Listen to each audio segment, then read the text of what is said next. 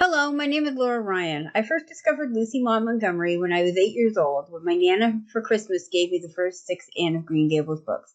I live in Penetanguishene, Ontario, not too far from Vala, where the Blue Castle is actually set. So I find this to be one of my favorite books because it reminds me of where I live. Anyway, here is chapter 32 of The Blue Castle. New Year. The old shabby and glorious outlived calendar came down. The new one went up. January was a month of storms. It snowed for 3 weeks on end. The thermometer went miles below zero and stayed there. But, as Barney and Valencia pointed out to each other, there were no mosquitoes, and the roaring crackle of their big fire drowned the howls of the north wind.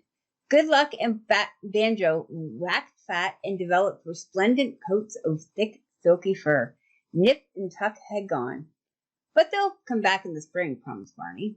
There was no monotony. Sometimes they had dramatic little private spats that never even thought of becoming quarrels. Sometimes Roaring Abel dropped in, for an evening or for a whole day, with his old tartan cap and his long red beard coated with snow. He generally brought his fiddle and played for them, to the delight of all except for Banjo, who would go temporarily insane and retreat under Valencia's bed. Sometimes Abel and Barney talked while Valencia made candy for them. Sometimes they sat and smoked in silence, a la Tennyson and Carlyle, until the Blue Castle reeked and Valencia fled to the open. Sometimes they played checkers fiercely and silently the whole night through. Sometimes they all ate the russet apples Abel brought, while the jolly old clock ticked the delightful minutes away. A plate of apples, an open fire, and a jolly good book are a fair substitute for heaven, vowed Barney. Anyone can have streets of gold. Let's have another whack at Carmen. It was easy for the Sterlings to believe Valencia of the dead. Not even dim rumors of having been over at the port came to trouble them, though she and Barney used to skate there occasionally to see a movie and to eat hot dogs shamelessly at the corner stand afterwards. Presumably, none of the Sterlings even thought about her, except for cousin Georgina, who used to lie awake worrying about poor Doss. Did she have enough to eat?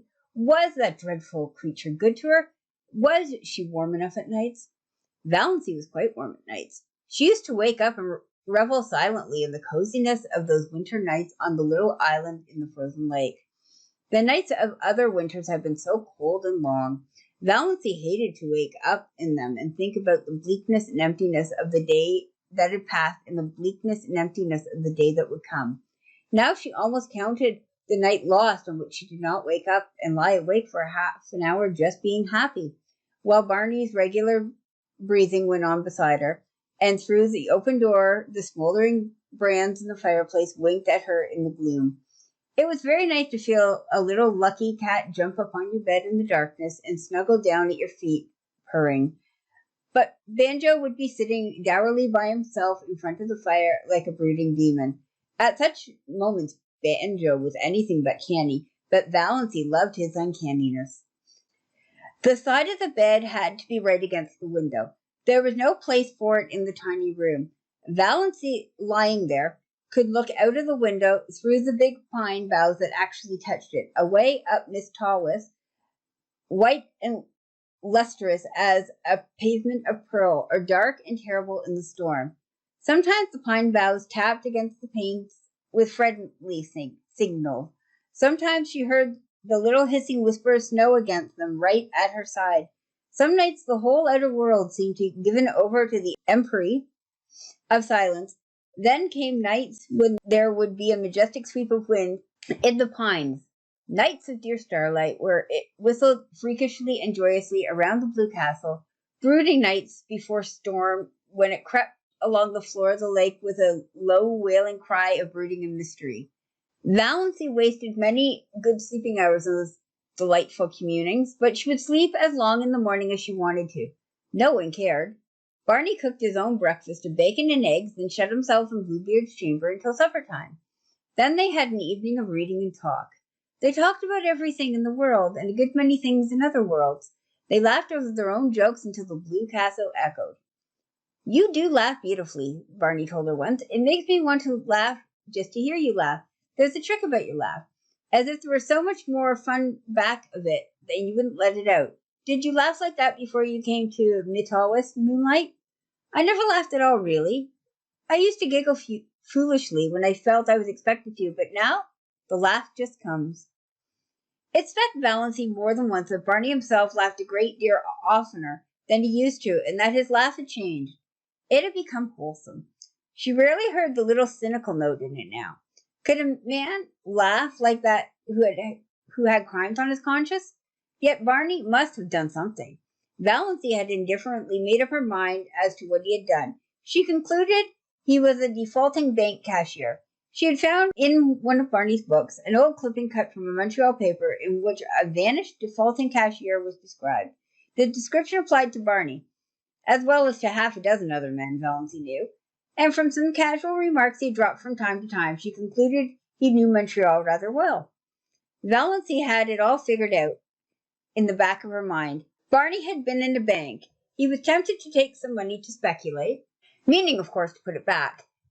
He had got in deeper and deeper until he found there was nothing for it but flight. It had happened to scores of men.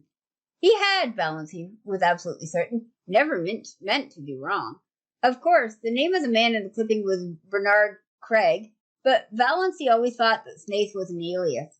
Not that it mattered. Valency had only one happy night that winter. It came in late March, where most of the snow had gone, and Nip and Tuck had returned. Barney had gone off in the afternoon for a long woodland tramp, saying he would be back by dark if all went well. Soon after he had gone, it began to snow. The wind rose, and presently Metawis was in the grip of one of the worst storms of the winter. It tore up the lake and struck at the little house. The dark, angry woods on the mainland scowled at Valency, menace in the toss of their boughs, threats in their wintry gloom, terror in the roar of their hearts. The trees on the island crouched in fear. Valency spent the night huddled on the rug before the fire, her face buried in her hands, when she was not vainly peering from the oriel in a futile effort to see through the furious smoke of wind and snow that had once been blue-dimpled Metawis. Where was Barney? Lost on the merciless lakes? Sinking exhausted in the drifts of pathless woods? Valency died 100 deaths that night and paid in full for all the happiness of her blue castle. When morning came, the storm broke and cleared. The sun shone gloriously over Metawis, and at noon Barney came home. Valency saw him from the oriel as he came round a wooden point, slender and black against the glittering white world. She did not run to meet him. Something happened to her knees, and she dropped down in Banjo's chair. Luckily, Banjo got out from under in time, his whiskers bristling with indignation. Barney found her there, her head buried in her hands. "Barney, I thought you were dead," she whispered. Barney hooted. "After 2 years in the Klondike, did you think a baby storm like that could get me? I spent the night in the old lumber shanty over by Muskoka. A bit cold, but snug enough. Little goose, your eyes look like burnt holes in a blanket. Did you sit up here all night worrying over an old woodsman like me?" "Yes," said Valency. "I couldn't help it. The storm seemed so wild. Anybody might have been lost in it. When I saw you come around the point, something happened to me. I don't know what. It was as if I had died and came back to life. I can't describe it any other way." The end of chapter 32.